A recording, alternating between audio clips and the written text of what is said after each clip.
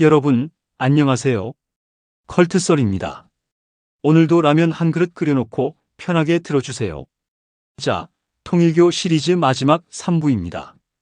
1부에서는 참가정이라는 화려한 간판 뒤에 숨은 막장 드라마를, 2부에서는 합동 결혼식과 헌금 시스템의 실체 그리고 정치계와의 스캔들을 봤죠.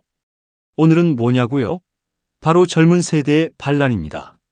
메시아의 피를 물려받았다는 2세, 3세들이 실제로는 어떤 삶을 살았는지, 그리고 왜 그들이 부모의 믿음을 거부하기 시작했는지, 충격적이지만 진실된 이야기 시작합니다. 1장 세습 종교의 딜레마.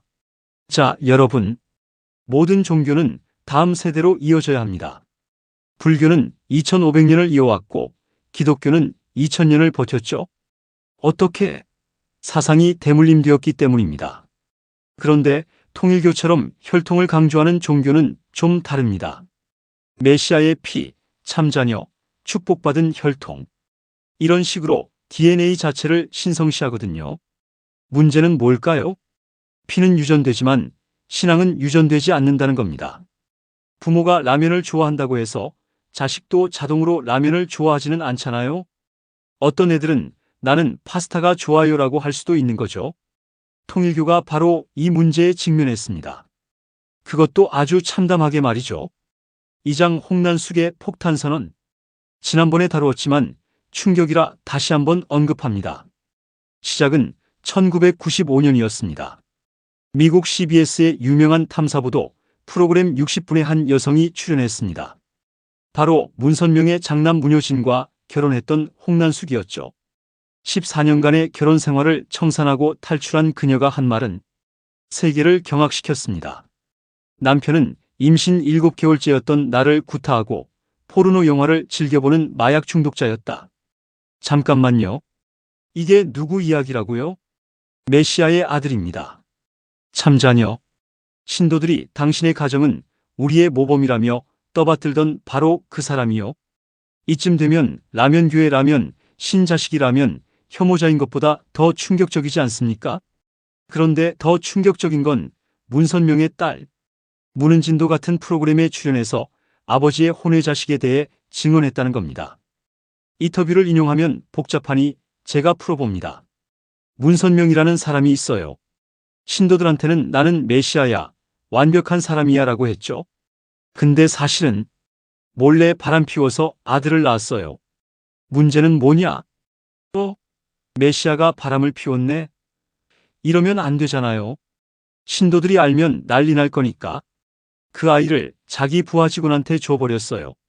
너네 집에서 키우라고. 박사무엘이라는 그 아이는 13살 때까지 나는 박보희 아저씨 아들이구나 하고 살았는데 13살에 갑자기 너 사실은 문선명 아들이야 라는 얘기를 들은 거예요. 충격이죠.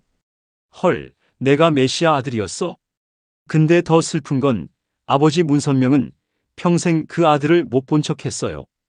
아들은 언젠가 아빠가 날 인정해 주겠지 하고 기다렸는데 끝까지 무시당한 거죠. 그러다가 1999년 문선명의 딸 문은진이 미국 TV에 나와서 이렇게 말한 거예요. 우리 아버지한테 숨겨둔 아들 있어요. 샘이라고 불러요. 자기 아버지의 비밀을 전 세계에 폭로한 거죠.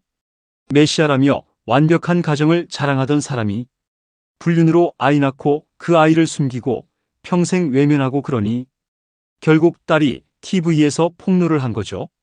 마치 나는 성자입니다 라던 사람이 사실은 애 숨겨놓고 양육비도 안 준 것 같은 거예요. 가족들이 줄줄이 나와서 우리 집안 이상해요라고 외치는 상황. 이게 참가정입니까? 3장 일본 2세들의 고백. 그런데 문제는 참가정만이 아니었습니다. 일반 신도 가정의 자녀들, 즉 2세들도 입을 열기 시작했어요. 특히 일본에서요.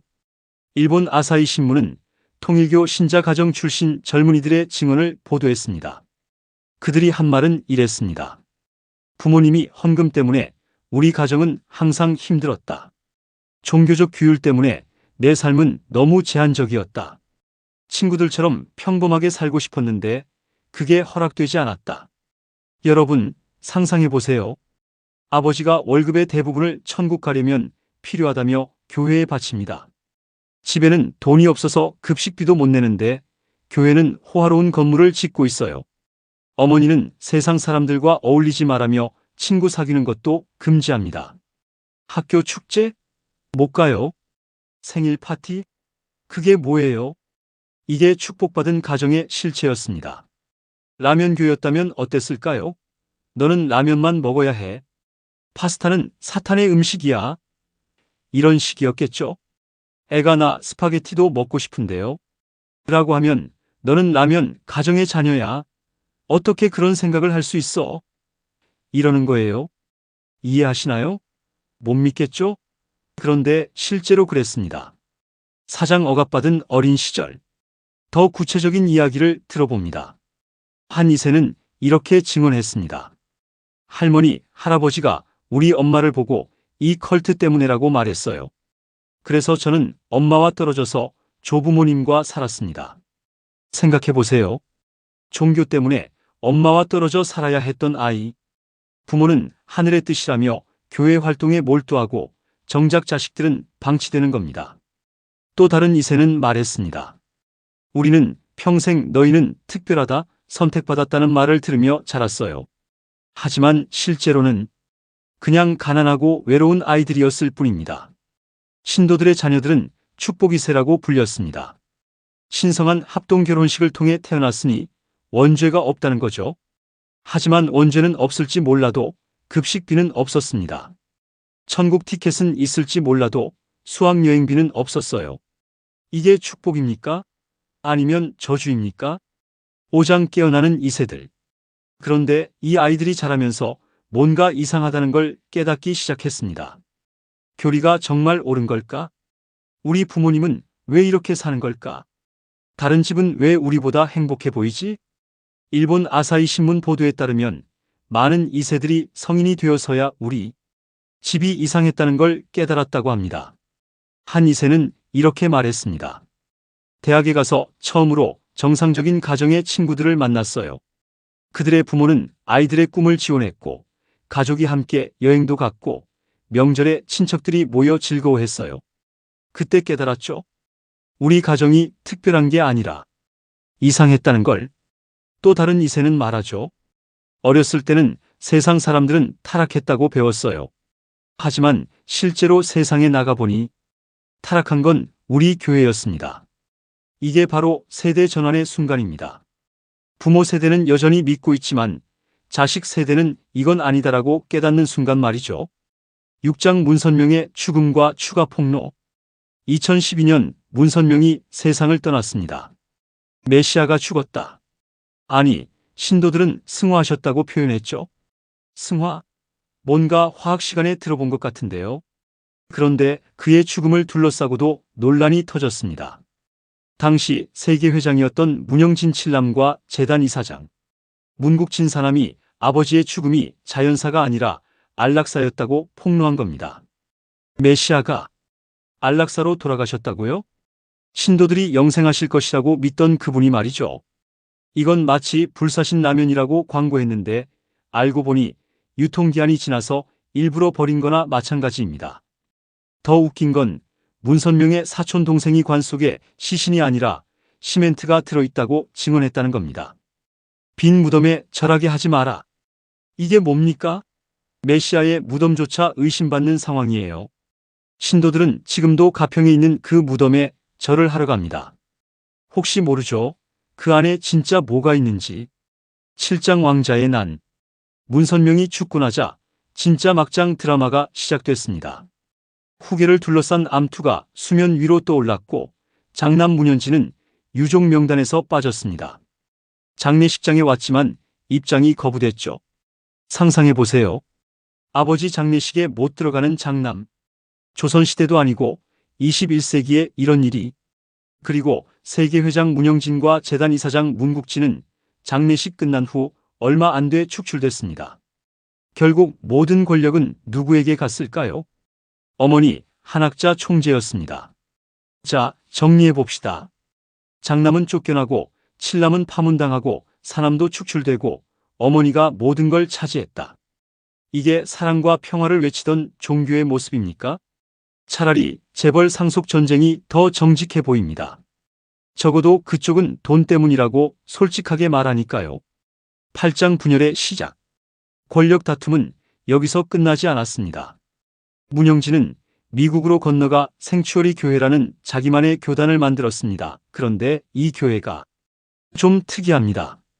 마귀 사탄과 대적하기 위해서는 총기로 중무장해야 한다고 가르치고 있거든요. 신도들은 전원총을 소지하고 실제로 군사훈련까지 합니다. 메시아의 아들이 총 들고 훈련하는 종교를 만들었다고요? 사랑과 평화를 외치던 통일교에서 나온 사람이 말이죠. 이건 마치 채식주의자 가정에서 자란 아들이 정육점을 차린 격입니다. 한편 다른 형제들도 각자의 길을 갔습니다. 문현진은 GPF라는 단체를 만들어 독자 노선을 걸었고 문국진은 또 다른 사업을 펼쳤죠. 하나의 참가정에서 나온 형제들이 이제는 서로 경쟁하는 여러 개의 종파를 만든 겁니다. 우리가 진짜 아버지의 뜻을 계승한다. 모두가 이렇게 외치는데 정작 아버지의 뜻이 뭐였는지는 아무도 모르겠죠. 구장 한학자의 독주와 변신. 어머니 한학자는 어떻게 했을까요? 자칭 여그리스도 독생여론을 주장하며 문선명의 유언처럼 여겨지던 가정맹세와 8대 교본 교재를 개정했습니다. 잠깐 뭐라고요? 남편이 메시아였는데 이제는 자기도 메시아라고요? 이건 마치 라면의 신의 부인이 갑자기 나도 라면의 신이야라고 주장하는 격입니다. 그럼 처음부터 메시아가 둘이었어요? 아니면 남편 죽고 나서 갑자기 깨달은 건가요? 심지어 청평호반에 자기 동상까지 세웠습니다. 교주가 살아있을 때 자기 동상 세우는 종교, 어디서 많이 본 것 같은데요? 신도들은 혼란스러웠을 겁니다. 남편 말 들어야 해? 아내 말 들어야 해? 아들들은 또 뭐야? 마치 회사에서 회장, 사장, 상무가 각자 다른 지시를 내리는 겁니다. 직원들은 누구 말을 들어야 할까요? 10장 젊은 세대의 선택. 이제 다시 2세, 3세 이야기로 돌아갑시다. 부모 세대는 여전히 참가정을 믿고 있습니다. 권력 다툼을 보면서도 이건 시험이야, 곧 통일될 거야 라고 스스로를 위로하죠. 하지만 젊은 세대는 달랐습니다. 어떤 이들은 교단을 완전히 떠났습니다. 어떤 이들은 형식적으로만 남아있지만 내심 믿지 않습니다.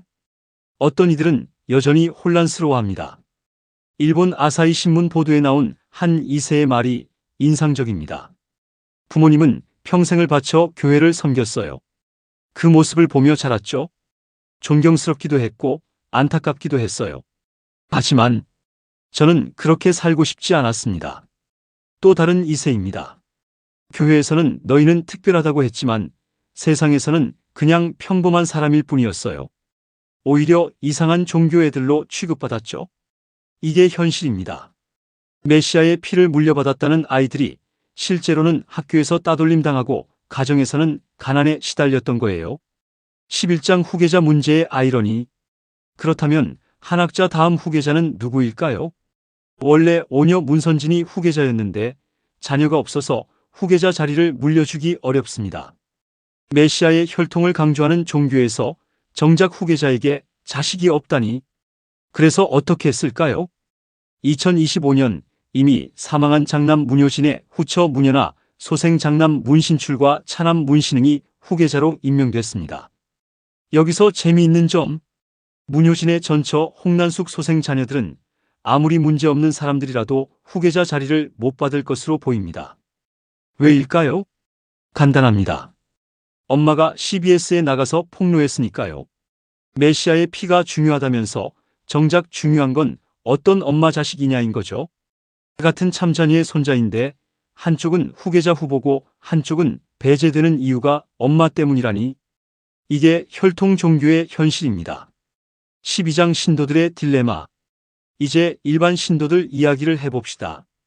부모 세대 신도들은 평생을 바쳐 교회를 섬겼습니다. 월급의 대부분을 헌금으로 바쳤고 합동 결혼식으로 만난 배우자와 결혼했고 자식들을 축복 2세로 키웠죠. 그런데 이제 와서 보니 참가정은 분열되어 싸우고 있고 자식들은 교회를 떠나고 있고 바친 헌금은 권력 다툼에 쓰이고 있습니다. 어떻게 해야 할까요? 인정하기엔 너무 많은 걸 잃었습니다. 이미 바친 수천만 원, 아니 수억 원의 헌금, 합동 결혼식으로 만난 배우자와의 어색한 관계, 희생한 꿈들과 시간들. 그래서 많은 신도들은 계속 믿는 척을 합니다. 매몰 비용의 오류죠. 이미 투자한 게 아까워서 계속 나쁜 결정을 반복하는 겁니다. 맛없는 뷔페에 5만 원을 냈는데 돈이 아까워서 억지로 먹는 것과 같아요. 하지만 자식 세대는 다릅니다. 그들은 돈을 낸 게 아니라 태어났을 때부터 그 뷔페 안에 있었던 거거든요. 그래서 나가는 게 더 쉽습니다. 이거 맛없는데? 라고 솔직하게 말할 수 있죠. 13장 라면교와의 비교. 자, 이쯤에서 간단히 우리 라면교를 봅시다. 라면교의 원칙 자유롭게 선택한다. 남에게 강요하지 않는다. 헌금 같은 거 없다. 세습도 없다. 그래서 라면교에는 아이들이 급식비 못 내는 일도 없고 라면만 먹어야 해. 라며 삶을 제한하지도 않고 권력 다툼도 없습니다. 누군가 저는 비빔라면이 좋아요라고 하면 아 그래요? 맛있죠? 하고 끝입니다. 누군가 오늘은 파스타 먹고 싶어요라고 하면 좋아요. 다음엔 또 라면 드세요 하고 끝입니다. 이렇게 간단한데 왜 실제 컬트는 이렇게 복잡할까요? 답은 간단합니다. 돈과 권력과 통제 때문입니다. 라면교는 이 세 가지가 없으니까 아무 문제가 없는 거죠. 14장 통일교의 미래. 그렇다면 통일교의 미래는 어떻게 될까요? 전망은 밝지 않습니다. 1세대는 점점 줄어들고 있습니다. 70대, 80대가 되어가고 있죠. 2세대는 분열되어 각자의 파벌을 만들었습니다. 3세대는 많은 수가 교단을 떠나고 있습니다. 새로운 신도 유입은 거의 없습니다. 요즘 젊은이들이 메시아의 혈통이라는 말에 속을까요? 합동 결혼식에 참여하고 싶어 할까요? 그래서 교단 이름도 바꿨죠. 통일교에서 가정연합으로. 브랜드 이미지가 너무 나빠지니까요. 마치 망한 음식점이 간판만 바꿔서 다시 여는 것과 같습니다. 하지만 문제는 주방장도 같고 메뉴도 같고 레시피도 같다는 겁니다. 간판만 바꾼다고 달라질까요? 우리가 이 이야기에서 배울 수 있는 교훈은 뭘까요? 첫째, 카리스마는 유전되지 않는다. 아무리 위대한 교주라도 그 자녀가 자동으로 위대해지는 건 아닙니다.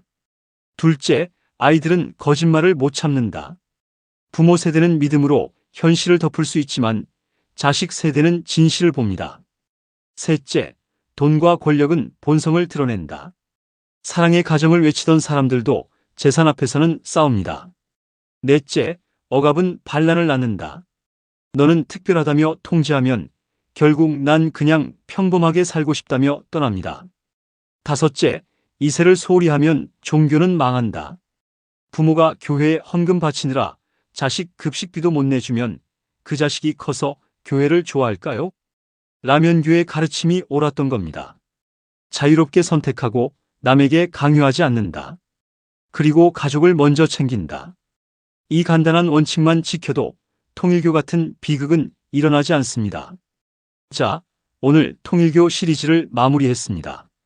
3부에 걸쳐 우리는 봤습니다. 1부 화려한 겉모습 뒤에 참담한 진실, 2부 합동 결혼식과 헌금 시스템의 실체 그리고 각 나라 정치계와의 스캔들, 3부 젊은 세대의 각성과 왕조의 붕괴. 결국 통일교는 종교가 아니라 가족 사업이었습니다. 그리고 모든 가족 사업이 그렇듯 2세가 무능하거나 반항하면 망합니다. 문선명의 자식들은 서로 싸웠고 손자 세대는 떠났고 일반 신도의 자녀들은 이건 아니다라고 깨달았습니다. 마지막으로 한 말씀 드립니다. 이런 글을 올리는 제가 밉겠지만 통일교 2세들에게 말합니다. 여러분의 용기에 박수를 보냅니다. 부모님의 믿음을 거부하는 것은 쉬운 일이 아닙니다. 하지만 여러분은 자신의 삶을 선택할 권리가 있습니다. 누군가의 메시아의 피가 아니라 그냥 여러분 자신으로 살아도 괜찮습니다. 그리고 통일교 1세들에게 말합니다. 아직 늦지 않았습니다. 자녀들과의 관계를 회복하세요. 교회보다 가족이 먼저입니다. 헌금보다 자녀 교육비가 먼저입니다. 메시아의 뜻보다 내 아이의 행복이 먼저입니다. 종교는 사람을 행복하게 해야 합니다. 가족을 파괴하면 그건 종교가 아니라 컬트입니다. 자유를 빼앗으면 그건 믿음이 아니라 세뇌입니다. 돈을 요구하면 그건 구원이 아니라 사기입니다. 라면처럼 단순하게 삽시다. 맛있으면 먹고 싫으면 안 먹고. 그게 자유입니다. 라면교는 여전히 문제가 없습니다. 왜냐하면 우리는 처음부터 농담이었으니까요. 진지하게 믿을 게 없으니 배신감도 없습니다. 강요한 게 없으니 반란도 없습니다. 헌금 받은 게 없으니 재산 다툼도 없습니다. 라면은 그냥 맛있게 먹으면 되는 겁니다. 어떻게 끓이든 언제 먹든 누구랑 먹든 제시도고 계속 편집 그건 여러분의 자유입니다. 컬트는 3대를 망치지만 라면은 3대를 행복하게 합니다. 할아버지도 라면 먹고 아버지도 라면 먹고 손자도 라면 먹죠. 근데 억지로 먹는 게 아니라 맛있어서 먹는 겁니다. 여러분, 오늘 저녁에는 라면 한 그릇 끓여 드시면서 생각해 보세요. 내가 자유롭게 선택할 수 있다는 것이 얼마나 소중한지. 영상이 도움이 되셨다면 구독과 좋아요, 알림 설정 부탁드립니다. 댓글로 여러분의 생각도 들려주세요. 2세 교육에 대해 어떻게 생각하시나요? 부모의 믿음을 자식에게 강요하는 것에 대해서요. 컬트썰은 여기서 마치겠습니다. 다음 편에서는 또 다른 컬트의 이야기로 찾아뵙겠습니다. 라면교 신도 여러분, 오늘도 맛있는 라면 되세요. 이 영상은 공개된 언론 보도와 증언을 바탕으로 제작되었습니다.